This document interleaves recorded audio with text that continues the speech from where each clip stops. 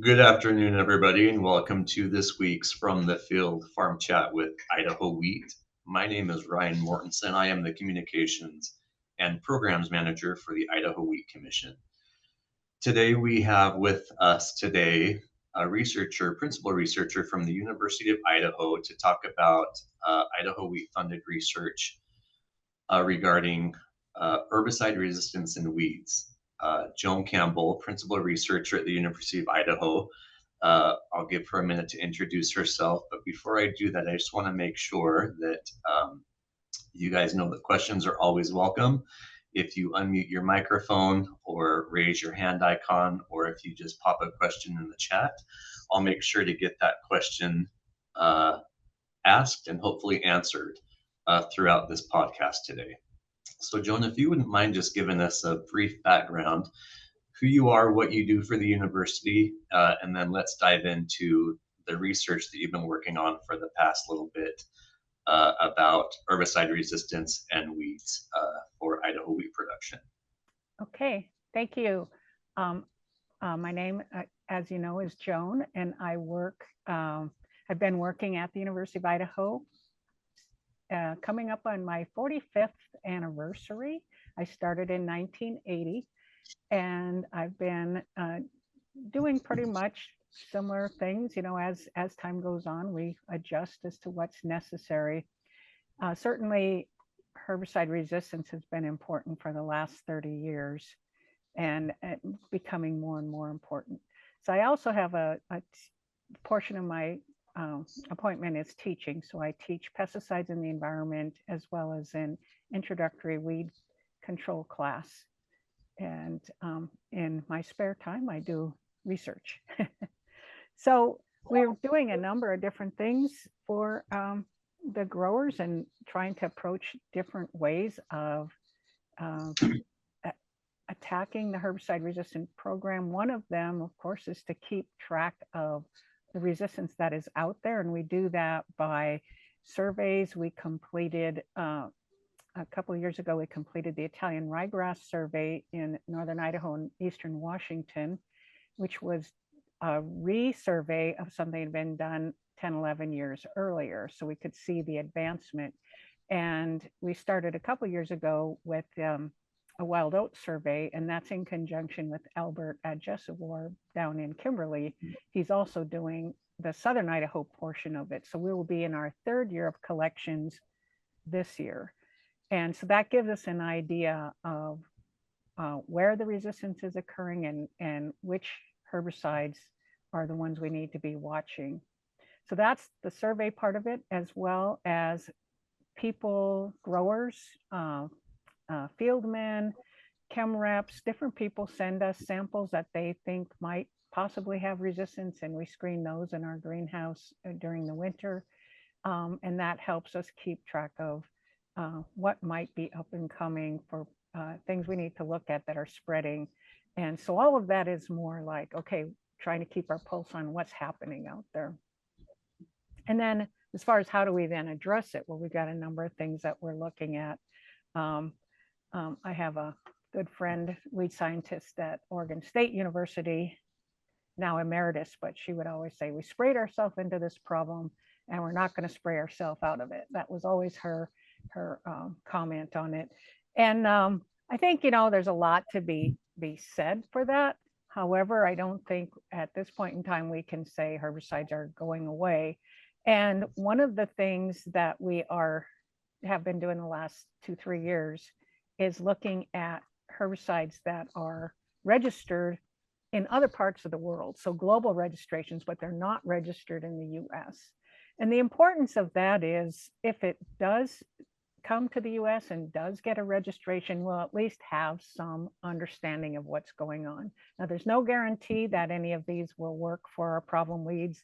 Well, one of the things we focus on in northern Idaho is Italian ryegrass, but we also are concerned about wild oat, which seems to be being more of a problem than it had been the last 15-20 years. So we don't know if that's a change in environmental factors, a change in practices, farming practices, or if it's a resistance issue, which is why we're doing the resistance survey now. So we have a few things that we're looking at that I could probably tell you some names, but it wouldn't mean anything because they're not registered in the US. But I do want people to understand that we're not giving up on herbicides. You know, we haven't said, okay, they're not going to work anymore. We got to do something else. But having said that, we also know that there's other things that we have to look at and try and help approach the problem. So I don't know, do you want me to just keep talking or do you have specific questions for me?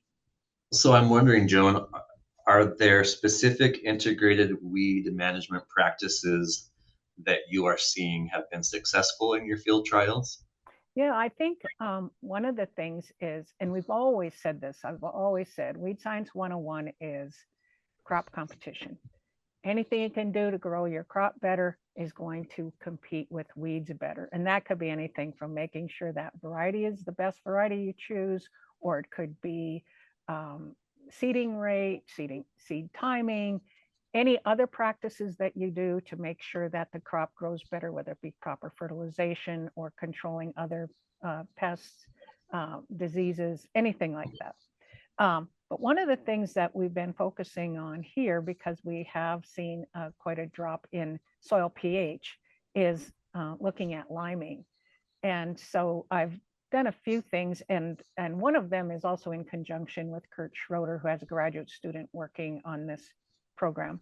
But a few years back, I started looking at different, like a sensitive and a resistant, or more tolerant, I should say, tolerant wheat variety to high aluminum concentrations. And it's the high aluminum concentration that's released and made available to the plant that causes the reduction in plant growth.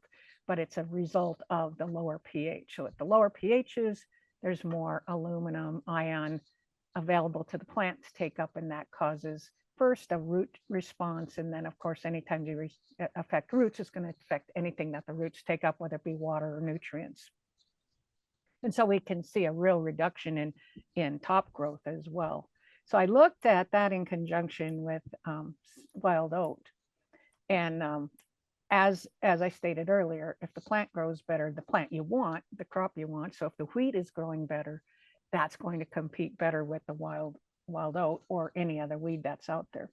So my question was, are all of the weeds going to respond the same as our crops? We know that wheat responds, especially if we don't have a tolerant aluminum tolerant variety, it's going to respond quite. So I did some preliminary work in the greenhouse looking at a lot of different weed species and growing them in a low pH and a high pH soil.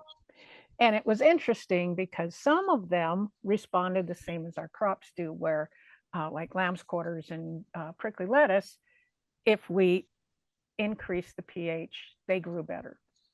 And then a couple of them, downy brome or cheatgrass, and some people call June grass, that and wild oat, those tended to grow better in the lower pH soils than the higher pH soils, which was a good thing. I mean, because if we can raise the pH and we not only grow the wheat better, then we also, the weeds don't grow as well. And then there was a number of them that didn't seem to respond whether we had low pH or high pH.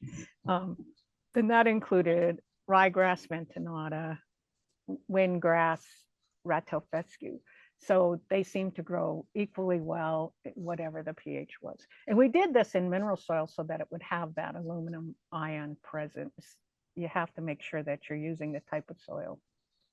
So that's some of the things that we found. And of course, we're doing more work on this. This is just the beginning, but that is like an integrated management that will help certainly with wheat growth, wheat yield, but then also weed control. So as far as integrated. Other things that we are looking at besides, I said, some of the herbicide things, and I believe I've spoke on this before, I can't remember.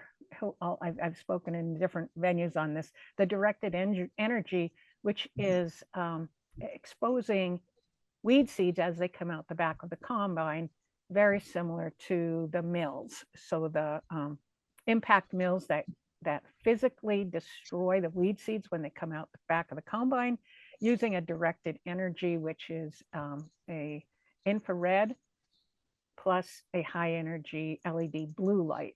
And in combination with those two energies, it renders the seeds less or not viable at all.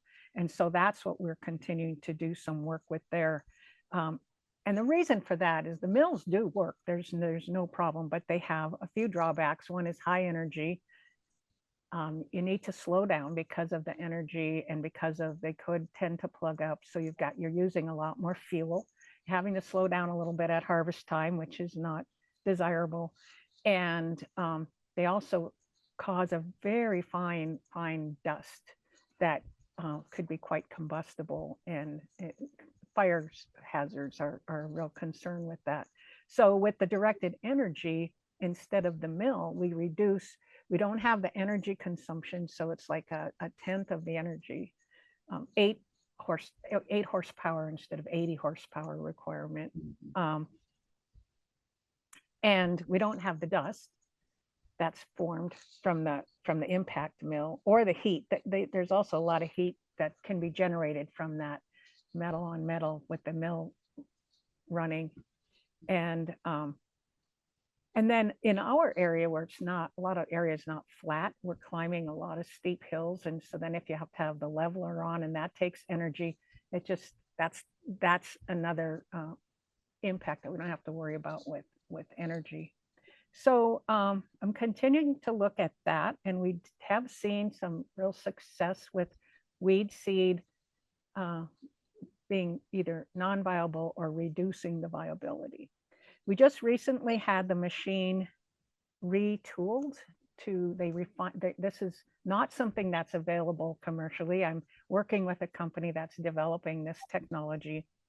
And one of the things they did was replace the steel cylinder with aluminum so that the conductivity of the heat, and it's the heat that's converted to infrared energy. So they, by using aluminum, the conductivity is better. So we're able to reduce the heat where we were looking at 300 to 350 Fahrenheit to get the infrared conversion. We're now able to reduce that down lower, below 300 Fahrenheit. So that's a good thing. And then they also configured it a little bit differently to focus the heat and the infrared better. So we're not missing as many seeds as it comes through the auger. And we haven't gotten very far along with the new device now, with the updates. And so I'm hoping that will be even better results. The one thing we did see that is not as good as the mills is the mills will grind up anything that comes through. So volunteer wheat comes through, large weed seeds, they pretty much, it's pretty similar whether they're small weed seeds or large seeds like volunteer wheat or wild oat. With the directed energy system that I was using, especially before these updates have been made, we seem to be missing some of the larger seed, like only maybe 75% reduction in the volunteer wheat instead of closer to high 90s. And the same thing with wild oat, not getting high 90% control with the wild oat. However, anything with the smaller weed seeds has been zero. We haven't seen any of that. So small weed seeds like kochia, Russian thistle, prickly lettuce, rat-tailed fescue, even Italian ryegrass, those small seeds, they're being completely destroyed. So we're pretty optimistic in that vein. Have you seen crop rotation help minimize herbicide-resistant weeds? I have done some crop rotation work in the past, not just recently, but I have just recently started another long-term study, and that is looking at liming versus not liming in conjunction with different rotations. And I have 3 rotations that I'm looking at. And so hopefully in a few years, we'll see something from that. But in past years, I have looked at like 2-year rotations versus a 3-year rotation. and I've looked at incorporating mustard or canola in place of a pulse crop. And in some of those other long-term rotational studies that I've done, we certainly see that the 2-year rotation is weedier than the 3-year. And we've also seen that incorporating something like a mustard in really does impact the weeds. And that's because of the inherent glucosinolates and isothiocyanates that are present that act as a natural, I guess, herbicide, you could say, as well as other pest control. So some of the mustards, depending whether it's a brown mustard or yellow mustard, some are better for controlling things like nematodes or insects and diseases, whereas others are better at controlling weeds. And as I mentioned in the very beginning, anything you can do to make your crop grow better is going to be better at competing with weeds. So if it's going to affect some of those diseases, especially root diseases, if it's going to control nematodes, that's going to help in the long run to control weeds as well. It's not, they're not indiscriminate things. They're all connected together. Hey, Joan, could you give us an update on the regional herbicide initiative? I mean, with the current concerns over federal funding, what the outlook is on that, and maybe some updates on the program itself and a little bit on your role in that. Okay, so the Herbicide Resistance Initiative was funded a few years ago through the federal government, and that was for the Pacific Northwest. So the bulk of the money, the first year there was $2.5 million, and then the other couple of years was $3 million, but almost all of that money went to USDA.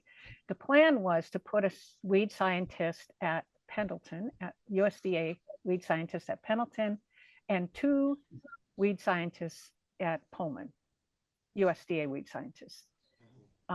One was hired at Pullman, who is now focusing on kind of the genetics and molecular side of things, still looking at herbicide resistance and looking at kind of mechanisms that might give us an indication of resistance and how that impacts its environmental role. So can we somehow get a handle on what's happening in the weed system so that we can maybe figure out how to prevent that.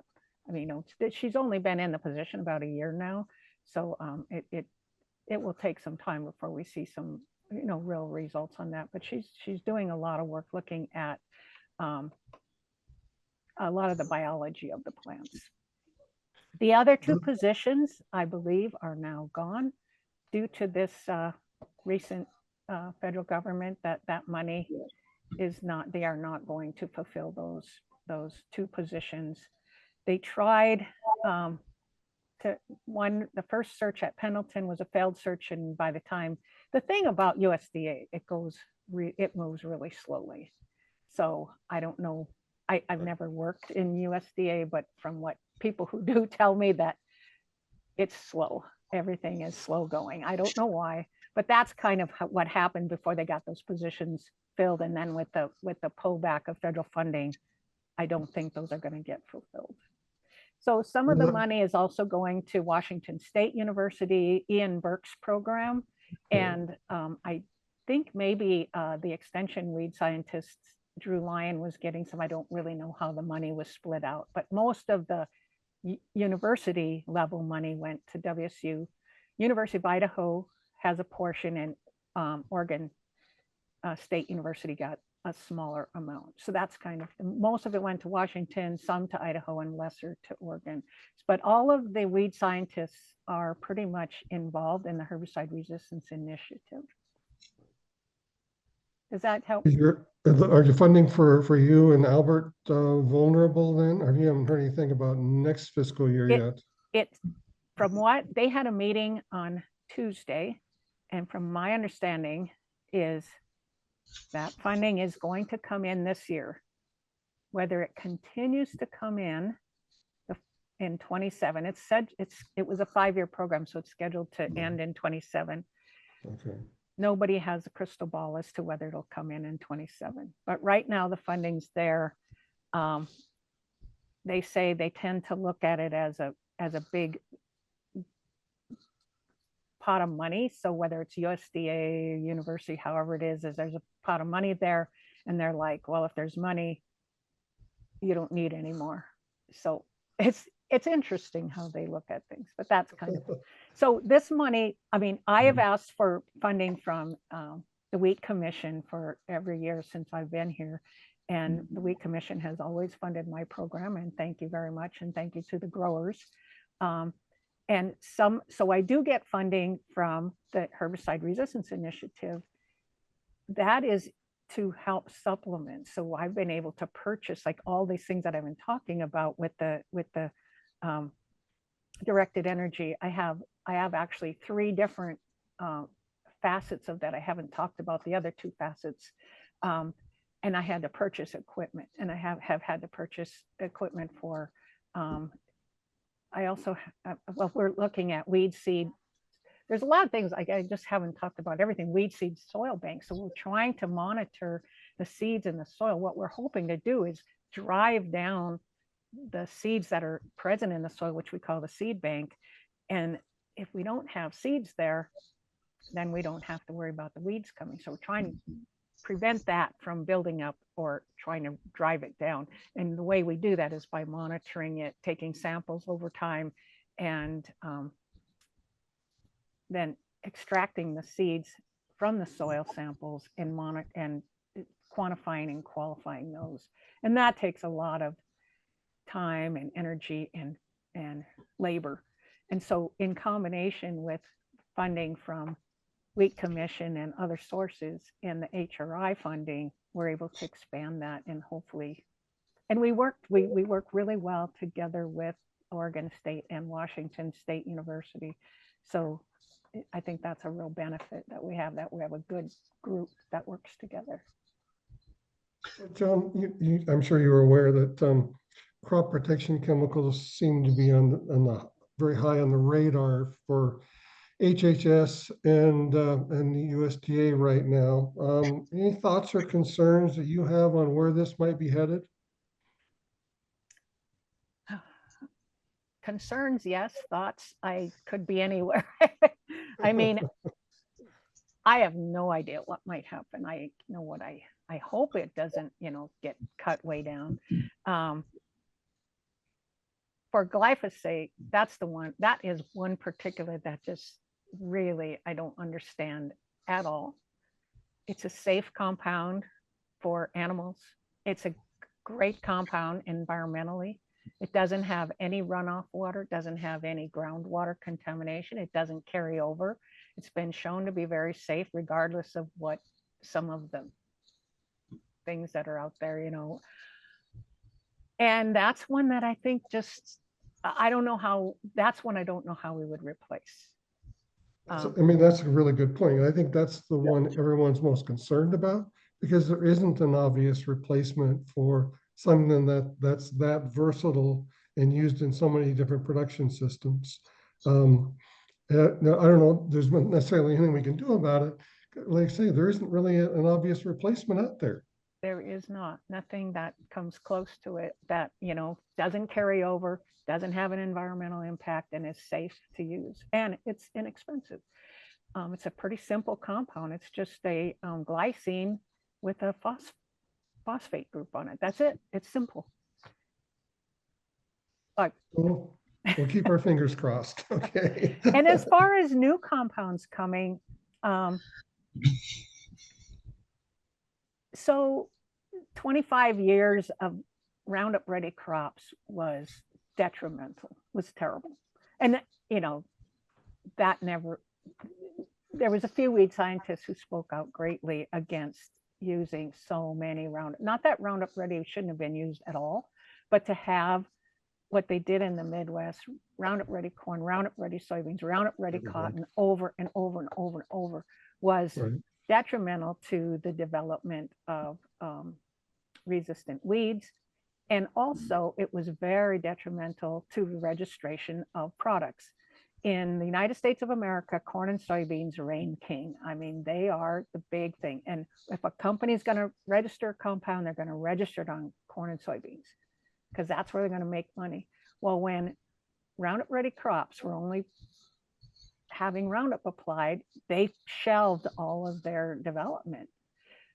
The positive thing is I sit on the Weed Science Society of America terminology committee, which approves names of new compounds. And I'm actually the chair of that committee.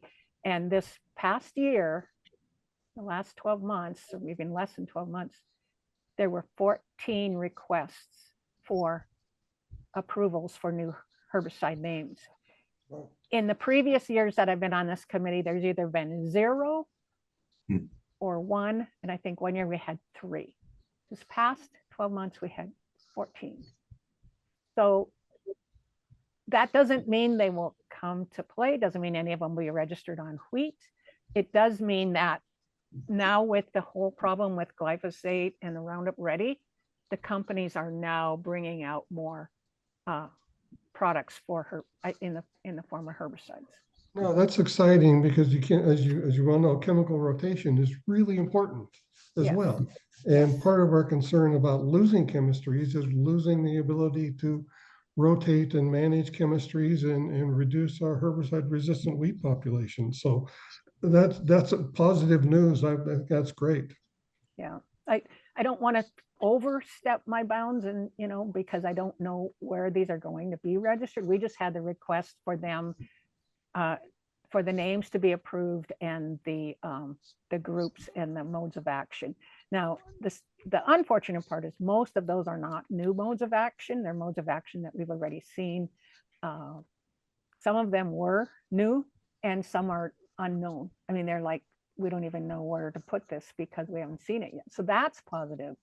But I do want to go step a little bit back and say that sometimes we have chemistries that are put in the same mode of action. Let's take a group 15 mode of action, for instance. And we have in there, one of our big products that we use for Italian ryegrass is pyroxasulfone or Zidua anthemplex. Those two are we using. They're group 15. Well, Axiom is also group 15. We have resistance to Axiom, which is group 15, which we had been using for Italian ryegrass until we got the Zidua anthemplex. To date, there has been no cross resistance, no weed biotypes or weed collections that have shown cross resistance. So even though they are in the same mode of action, their chemistries are quite different. And we know that they both inhibit very long chain fatty acids in the plant, but they must do it a little bit differently. And so I just wanted to mention that just because they might be in the same mode of action doesn't necessarily mean that we're going to have cross resistance. So that's great. And you're also saying safeners having more of an opportunity or role in managing some of the chemistries as well. Is that right? I have looked at that for a number of years, as you know, and I can show that safeners help, and I've even shown that with something that we don't normally see, and any injury with like Zidua in a real wet, cold spring, the safener had a significant increase in yield, because if it's cold and wet and you're putting any kind of pressure on that plant, and anytime you put a herbicide on, it's going to be a pressure on your wheat plant, right. Even though you might not see it, and most times it doesn't show up in a yield response under some other condition, whether it be environmental, like cold or wet, or freezing, or if it might be something else like a insect, fungus, or nematode that might be putting a little bit of pressure on that plant, then that's when you might see the benefit. But obviously I'm not in the role of registering chemistries, and what all I can do is hope that a chemical company would want to bring that forward. So yeah. So Joan, I know it's early in this season, but are anything unique you're seeing this year, or different pressures that you're seeing this year, or different things that you're seeing that you and the growers need to respond to? Not yet. I haven't seen anything yet. I will say one thing, some fields that we normally have a bad downy brome or cheatgrass doesn't seem to be as bad. So that's, I guess, positive. I can't say, and I haven't done a thorough look around and say, oh, it's all over the place. But I have. That's something that I've noticed, like fields that are just always full of downy bromes. Like, why isn't it there? That's a positive thing. I haven't seen anything that, like, oh, you better watch out for this or that. The only thing is, we're low on moisture, of course. So I don't know what you can do about that.